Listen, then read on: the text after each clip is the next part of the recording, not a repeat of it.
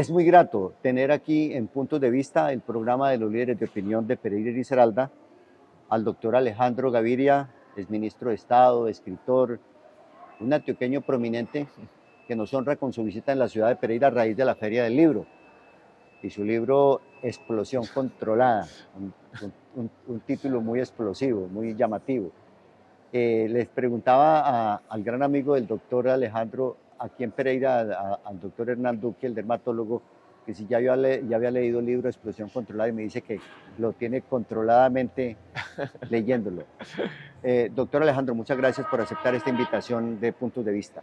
Luis, muchas gracias por la invitación, complacido de estar aquí. Es grato también poder conversar. Gracias, doctor Alejandro. Bueno, digamos, dejemos el libro un poquitico más adelante y hablemos de lo que es el espíritu de este programa, que es el territorio donde usted está sentado, donde usted durmió. Seguramente tuvo unos sueños muy placenteros porque está haciendo un clima muy agradable. Muy agradable. ¿Cierto? Esta es una ciudad muy especial. Usted ha tenido aquí grandes amigos y su señor padre, el doctor Juan Felipe Gaviria, un hombre muy prominente en Antioquia, fue muy amigo, soy testigo de ello, de un gran personaje, de un gran pereirano, ya fallecido, el doctor Carlos Arturo Ángel Arango, ex gobernador de Risaralda, ex presidente de la ANDI, en fin. ¿Usted también fue amigo del doctor Carlos Arturo? Yo conocí al doctor Carlos Arturo en Medellín, una vez con mi papá. Después trabajé con una sobrina de él, con Viviana Ángel, en el Ministerio de Salud, trabajé con ella. Me acuerdo, eso fue años 90 quizás. Sí. Allá en Medellín. Fue muy destacado, sí. Muy destacado. Era un hombre muy inteligente, muy perceptivo, un gran ejecutivo, fue gerente también del Ingenio Risaralda. Con un tipo de aproximación de lo público y lo privado, sí, que ya no se ve tanto, ¿no? Como una forma de conectar esos dos mundos, también lo hizo mi papá. Sí. Que se movían bien entre lo público y lo privado. Hoy de manera derogatoria llaman eso la puerta giratoria, pero había una forma de habitar esos dos mundos que los comunicaba y generaba una suerte de cooperación, que es lo que ocurrió también en la Antioquia por muchos años. Hoy en cuestión, en medio de esta época que a mí me gusta describir, Luis, como una época de locura. ¿Una época de qué? De locura. De locura. Porque yo siento, así lo decíamos ayer en la presentación del libro, que estamos en un periodo difícil de transición. Es como si un mundo se estuviera agotando, pero el otro no lo hemos construido. ¿Qué mundo se está agotando? Yo veo muchas fuerzas autodestructivas.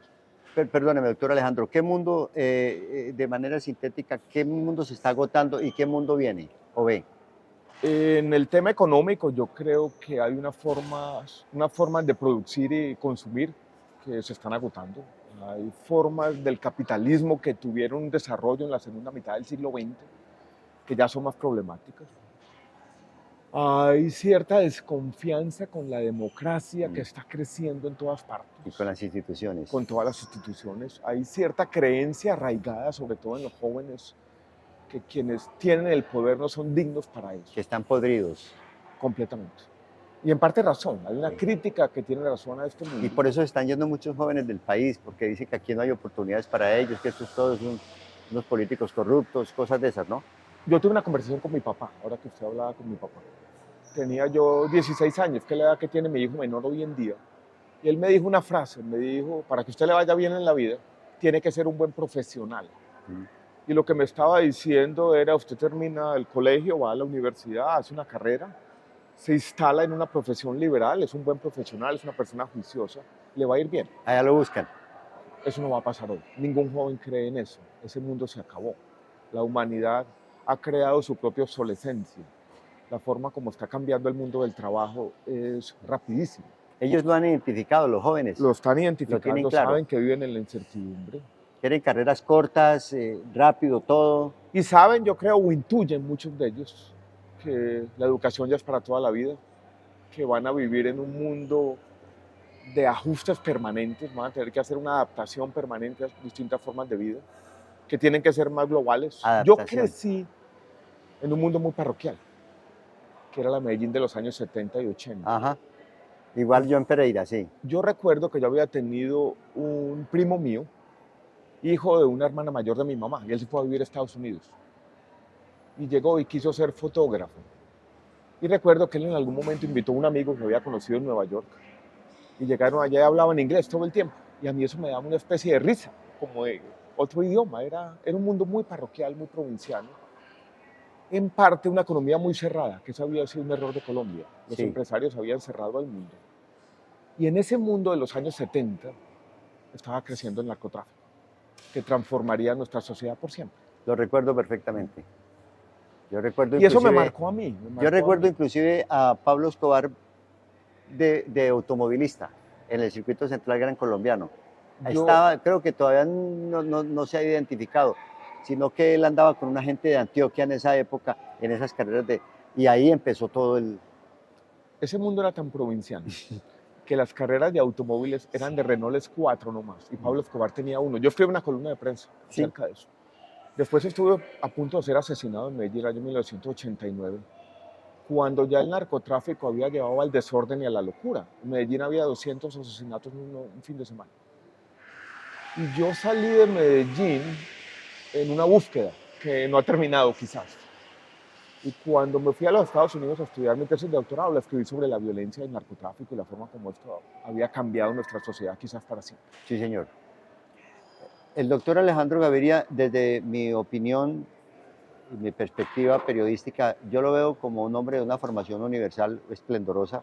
Ha estudiado, ha sido rector de la Universidad de los Andes, que es la más importante universidad del país y una de las más grandes y más importantes de América Latina. Pero esa formación universal no lo aleja a él de lo regional. Y como le decía antes de las cámaras, de entrar en el programa Puntos de Vista, yo soy muy territorial y mi teleaudiencia lo sabe, y yo sostengo que también el doctor Alejandro Gaviria lo es, por ser, como él mismo lo está diciendo, de una formación muy provincial, que se asustaba cuando le hablaban en inglés al principio. Entonces, por eso lo quiero invitar a que miremos este tema de las elecciones regionales que tanta conmoción está produciendo. Me parece a mí, desde la experiencia que llevo de ver tantas elecciones en 50 años, doctor Alejandro.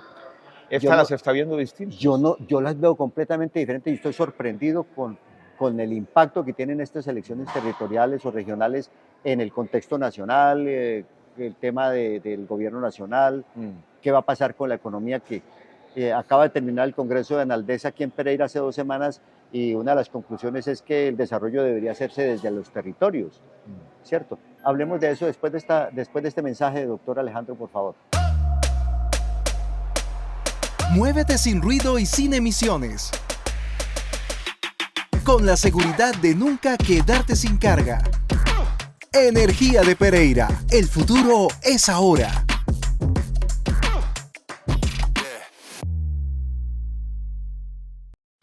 Aterrizar en Pereira es encontrar un destino lleno de magia e historia. Es tener el eje cafetero en tus manos, gracias a los 60 vuelos diarios desde y hacia Pereira. Somos el eje para ti, Aeropuerto Internacional Matecán. Doctor Alejandro, entonces, abusando de su tiempo, estamos acá en el Hotel Sonesta, muy complacidos con usted, pero yo sí quiero que entremos en la materia gris de lo que está ocurriendo en este momento en el país, que es lo de las elecciones territoriales, en donde hay acusaciones de dinero del narcotráfico, compra de votos, una cosa impresionante, desesperada. Acaba de salir el libro La Costa Nostra, yo ya me lo leí. Ya lo leyó. Sí, señor. Nada sorprendente para mí, pues, que es cierto, sí sabíamos que todo eso existía, está muy bien detallado y bien escrito y todo, pero eso ya lo hemos visto en como un déjà vu. Es un déjà vu. Todo este tipo de cosas en las elecciones territoriales, ¿qué idea le están formando a usted de lo que está pasando en Colombia? La primera idea es una paradoja y un cambio muy rápido, porque la elección de Gustavo Petro parecía señalar que la política había cambiado y que el poder de los partidos tradicionales era un poder que se estaba perdiendo y estaba de alguna manera retrocediendo. Pero lo que vamos a ver en estas elecciones es lo contrario. Los partidos tradicionales recuperando el poder. Y esta tendencia clientelista de la política colombiana. Es más, la pelea es entre ellos. Un sacudón en la pelea es entre ellos, entre los partidos tradicionales. En el 2022 vuelve. Y el titular son el 29 de octubre, el día siguiente, el 30 de octubre, el lunes, va a ser, creo yo, la política tradicional recupera un espacio perdido. Eso me parece también paradójico, que si uno mira Cundinamarca, seguramente el gobernador va a ser Jorge Rey, repitente. Lo mismo va a pasar en Barranquilla con Alex Char, ya lo mencionó. Quizás lo mismo va a Verano de la pasar Rosa en Verano de la Rosa en el Atlántico, Dilian Francisca Torno en el Valle del Cauca, está Luis Pérez rondando en Antioquia, Federico Gutiérrez va a volver a ser alcalde de Medellín. Y eso pareciera indicar que lo que se vivió políticamente en el año 2022 fue un paréntesis. Y muy breve, entre otras cosas. Muy breve. Y a mí me ha llamado la atención cómo el pacto histórico está quedando en nada. Y no hay una historia política que se construyó alrededor de la figura del presidente Petro. Hay un presidente que sigue teniendo un poder retórico con sus palabras, que llama la atención, que pone el tema, pero que no ha construido ninguna historia política. No ¿Sabe con qué comparo yo el pacto histórico? Yo lo comparo con el famoso sueño de Nabucodonosor, el famoso rey, sí, ¿cierto? Que tenía cabeza de oro, pecho de plata, piernas de bronce y tobillos de barro. O sea, se derrumbó completamente. Y hay dos cosas que han pasado. Primero, la incapacidad como organización, de tener candidatos fuertes, de organizarse. Hay un montón de peleas internas, intestinas, que han sido una constante en la historia de la izquierda política en Colombia y quizás en el mundo. Pero también yo creo que este ha sido un año difícil para el presidente Petro. Y ha sido un año, la última conversación que yo tuve con el presidente Petro, que está en ese libro, yo le dije, presidente, usted está perdiendo las clases medias, los colombianos que sienten algo que sienten que tienen algo que perder, así fue como se lo dije. Y ese proceso que empezó muy temprano en el gobierno se ha venido consolidando. Y eso ha hecho que los partidos tradicionales regresen y vayan a tener un impacto grande en estas elecciones territoriales. En medio de esa realidad tosuda, que solamente falta por contarle los votos. Sí, porque es una realidad muy que evidente. falta. Yo creo que es fácil anticiparlo, no es que estamos siendo clarividentes. Está en la epidermis, está en la epidermis de la política. En medio de esa realidad tosuda, doctor Alejandro Gaviria, hay gente independiente todavía, hay gente tosuda también que se presenta con el pecho a decir, venga, yo no soy de formación política, yo no he pertenecido nunca a un partido político, yo quiero ser alcalde, o el caso, por ejemplo, de Marta Alzate en Pereira, yo quiero ser alcaldesa de Pereira. Ha llamado mucho la atención, se cree que salió un poquito tarde a la campaña, que no tiene los recursos de dinero, porque los ríos de dinero son aquí en Pereira y en el resto del país, es una cosa aterradora. ¿Qué pasa con esos movimientos o grupos independientes de personas y personalidades que están levantando la mano y diciendo yo estoy aquí? Como yo vengo, Luis, de ese mundo, que también un poco del mundo de la academia, que trata de llegar a la política, mi experiencia es que esas historias individuales, idealistas, que son buenas para la política, que traen un fondo y una forma distintos, oxígeno, necesitan también construir a su alrededor una historia de más alianzas y también una historia política. Porque aquí está Marta Alzate, pero hay una candidata del Partido Verde y se están disputando eso y no hay una forma, yo lo voy a decir de esta manera mejor. Mi experiencia es que esas historias solas casi nunca tienen éxito. Casi nunca. Sí. Es pero difícil, puede haber sorpresa electoral. Puede haber sorpresa, sí, puede haber sorpresa. Pero eso requiere un poco lo que decía Gaitán en sus discursos, que la mejor manera de ganar unas elecciones era de tres formas: organización, organización y organización. O sea, mi historia fue parecida. Y la organización no es de un día para otro. Yo llegué a la política, tenía una reputación, venía de la rectoría de la Universidad de los Andes, mucha gente me dijo, no, eso va rápidamente usted conseguir un caudal grande de votos, esto va a empezar a crecer y apenas crezca, ¿sabe qué le va a pasar? La política tradicional le va a llegar. No la necesita ahora. Tranquilo que ella llega sola después, pero eso tampoco pasó tan fácil. Esa es mi historia, que eso necesita, eso ya lo dijo, organización. Pero, doctor Alejandro, en algún momento del camino de la historia siempre eso ha cambiado. Usted es un gran lector, consumidor de historia y lo sabe. Se presentan coyunturas, se presentan rupturas históricas, pero parecería que en Colombia la aplanadora fuera eterna.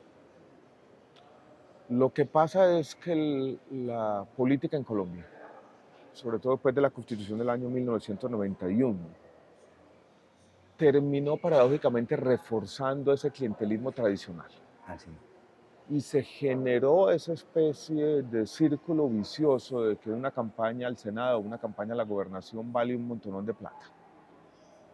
Y hay unos líderes en cada barrio, en cada comunidad que están acostumbrados a recibir dinero y esos dineros vienen de los contratos públicos y ese esquema perverso se ha venido acentuando, pero eso tiene que cambiar.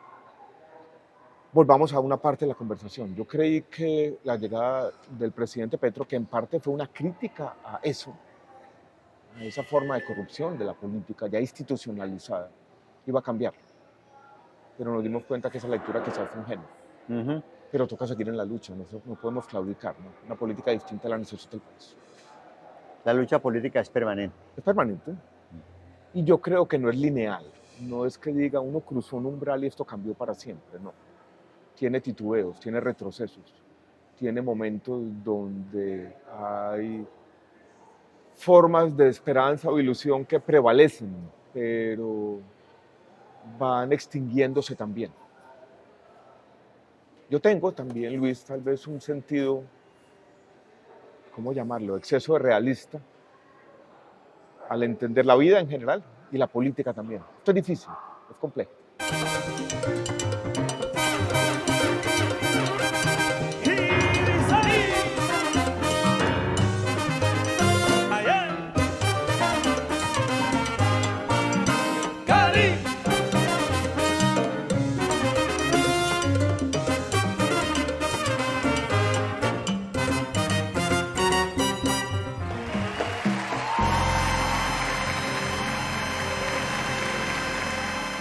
Lo que pasa, doctor Alejandro, volviendo a lo territorial, es que en la opinión no de pocas personas, doctor Alejandro Gaviria, la elección popular de alcaldes y gobernadores se tiró el paseo.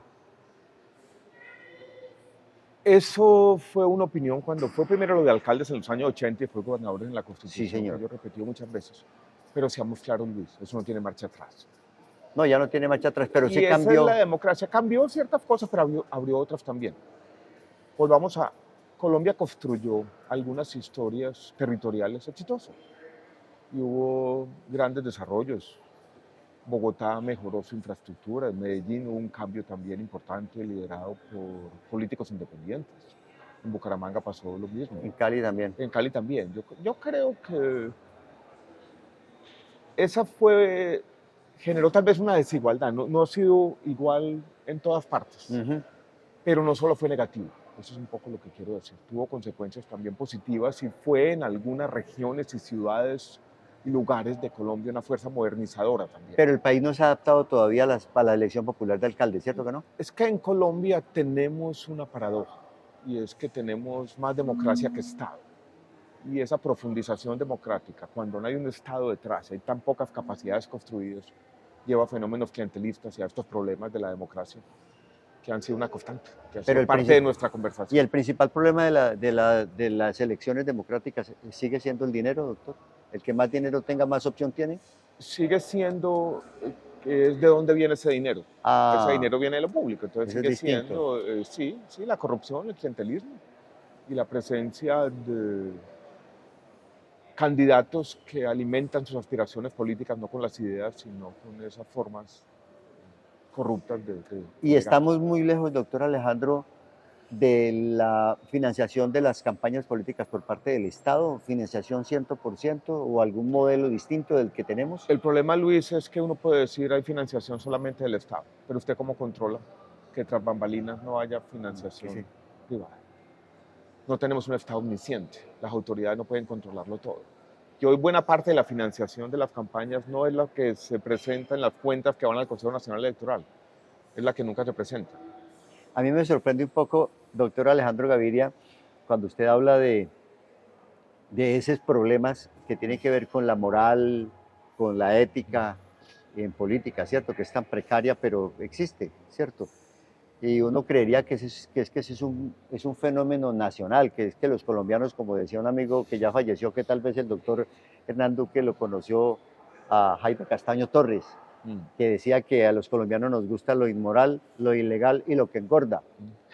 Sí, que era esa nuestra naturaleza. Entonces yo alegaba con él y decía, venga, pero es que, por ejemplo, mire lo que acaba de pasar en Francia. Sarkozy anda en unos enredos los berracos tremendos. Un tema universal. Porque aceptó la financiación de una campaña por parte de Gaddafi, nada más y nada menos. en dólares. O sea, En eso yo creo, hablábamos de provincianismo ahora, sí, una mirada muy provinciana a la política, que confunde los problemas universales quizás de la naturaleza humana con los problemas de nuestro país, no es buena. Por eso me ha gustado también una mirada más realista. sí. Y yo lo llamo espacios de posibilismo. O ¿Ah, sea, sí? espacios de posibilismo. Dentro de todo esto hay parcelas de la realidad, pedacitos aquí y allá, donde están pasando cosas buenas. Tampoco podemos transmitir aquí una idea de que todo está perdido, incluso esta región. No ser fatalista. No ser fatalista. Practicar cierto optimismo básico mezclado con realismo. A mí me gusta llamarlo optimismo de la acción. De la acción. Sí, que uno va a hacer algo y eso va a hacer alguna diferencia, no toda. Yo entro al gobierno de Petro con esa idea, de que los acuerdos parciales entre diferentes De acuerdo. son buenos en la política, de que yo podía aportar en mi pedacito y que eso iba a ser transformador, no de todo el país, pero de algún sector. Un poco lo Y de uno algo Gandhi, podía cambiar, algo podemos un cambiar. poco lo de Gandhi, ¿cierto? Sea el cambio que quieres ver en el mundo. O sea, las cosas no van a cambiar por sí mismas si nosotros no ponemos nuestro aporte. Por eso a mí no me gusta mucho cuando hablan de la paz total. Todo es parcial, De acuerdo. todo es Sí. incompleto. Sí. Nada es plenamente satisfactorio, pero hay que seguir adelante. Doctor Alejandro, una nueva y última pausa para que hagamos un análisis de qué clase de alcaldes. Es que el territorio municipal se volvió como la familia, ¿cierto? Es el núcleo esencial porque es la autoridad más cercana a cualquier ciudadano. Los ciudadanos prácticamente no buscan ni al presidente ni a los ministros, usted que fue ministro, ni al gobernador, buscan es al alcalde. Se dañó el acueducto y la gente no piensa en la empresa de acueducto, sino en el alcalde. Está rota la calle, hay un hueco, si este alcalde no sirve, cosas de esas por el estilo. Toda la política es local, dicen muchas Total. veces. Toda la Sí. política es local. Y lo que le decía yo a usted del maestro Carlos Fuentes, cuando habla de la globalización, no hay globalidad que valga sin localidad que sirva. Porque no vivimos en Dinamarca, sino en Cundinamarca, ¿cierto? Hagamos esta pausa y regresamos con el doctor Alejandro Gaviria para que hablemos un poco de esas opciones que tienen los ciudadanos de elegir buenos alcaldes. Pereira ya cuenta con su hospital público veterinario. Pelulandia abrió sus puertas para seguir cuidando la salud de nuestros peluditos. Servicios como laboratorio clínico, sala de rayos X para tomar placas, quirófanos dotados con la mejor tecnología para realizar los procedimientos que sean diagnosticados por los expertos para las mascotas. Pelulandia cuenta con instalaciones para hospitalizaciones.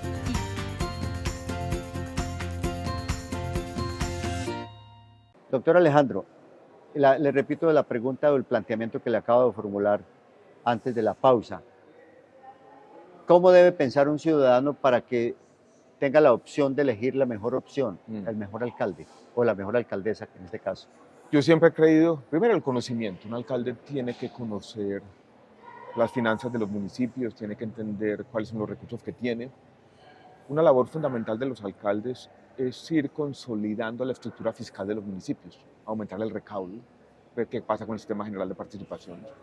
Segundo, tiene que haber una moralidad pública, tiene que haber en el ciudadano una especie de discernimiento ético, es decir, esta es una persona que va a manejar con honradez y con la mejor gente un tema tan importante que compete a lo colectivo, que es un municipio. Y tercero, la capacidad que lo viví yo en el gobierno de armar equipo, y en el fondo yo creo mucho en eso, en lo colectivo y en el liderazgo que promueve lo colectivo, no en un mandamás que cree que se las sabe todas. Me gustaría analizar una porción de esa idea suya en el contexto. Por ejemplo, si una persona que lo está escuchando dice, me interesa lo que el doctor Alejandro Gaviria está diciendo para yo tomar la decisión de votar. Usted primero habla del conocimiento. Si la persona que ese ciudadano va o ha visto que le gusta, si ese candidato no tiene buen conocimiento, no tiene buena formación, es lo que usted quiere decir, ¿cierto? Sí. Una estructura académica que entienda, sólida, entienda. que entienda, ¿cierto? Sí. Ese no es el candidato. Yo creo que no lo es. Ese no es el candidato. Lo que eso se traduce como hablar más claramente en los ciudadanos, es que los ciudadanos vean que es un gobernante serio, que sabe lo que está hablando. Porque es que esto no es una tarea para cualquiera. Sí. La política se ha convertido con estos aparaticos en una especie de espectáculo. Vivimos en la civilización del espectáculo. Y hoy cualquiera cree que puede llegar a una alcaldía o incluso a la presidencia diciendo, grabando videitos de 30 segundos. Yo no creo en eso y no me voy a resignar a eso. De acuerdo. Sí. Bien, Pero entiendo. que sea serio primero. Eso es lo que llamamos el Usted habló conocimiento, de la la formación seriedad. y sobre todo el conocimiento de lo público, que tenga alguna experiencia De acuerdo. en ese asunto. Perfecto. Y la parte moral, la parte de la ética. Yo creo que eso también se transmite y los ciudadanos tienen un buen detector en su mente Sí. de quién es una persona honesta y quién no lo es. Y hoy eso es fundamental. Sí. Y usted mencionó la otra parte que a mí me parece sustantiva, doctor Alejandro. Es un excelente, tiene una excelente formación académica, tiene conocimiento del territorio, le cabe la ciudad en la cabeza. Está dispuesto a trabajar en es equipo. buena persona, Sí. pero no tiene gabinete, no tiene equipo. No tiene equipo. Sí. Empezamos la conversación con un tema que no tocamos, que fue este libro que yo escribí sobre Sí, mi La paso por el explosión presidente controlada. Petro, que se llama La explosión controlada. Y yo tengo una frase ahí. Digo, Ajá. el presidente Petro es un presidente sin presidencia. Y quiso tener un equipo, pero lo desbarató muy rápidamente. Y está solo. Y un poco cree que gobernar es, primero, dar discursos, y segundo, que unos ministros sin dirección traten de implementar o llevar a la práctica unas ideas fijas que no han sido bien testeadas por la realidad. Así, eso no es el cambio, no puede ser. Pero ahí se encuentra uno con el problema del exceso de protagonismo del líder, ¿cierto? Porque el líder cree que él lo es todo y que él es el A mí que- no me gusta ese liderazgo. No me gusta el liderazgo del líder que lo cree que es todo y que se Saber las sabe delegar. todas, y el liderazgo autoritario y que básicamente él está por aquí, su gabinete o sus secretarios están bien abajo. ¿Qué información tienen los candidatos de Pereira, doctor Alejandro? Yo tuve una conversación con Marta Alzate, de la que ya hablamos, en Bogotá hace aproximadamente 2 meses. Me parece una candidata idónea. Los otros, ecos de ecos. Ecos de ecos.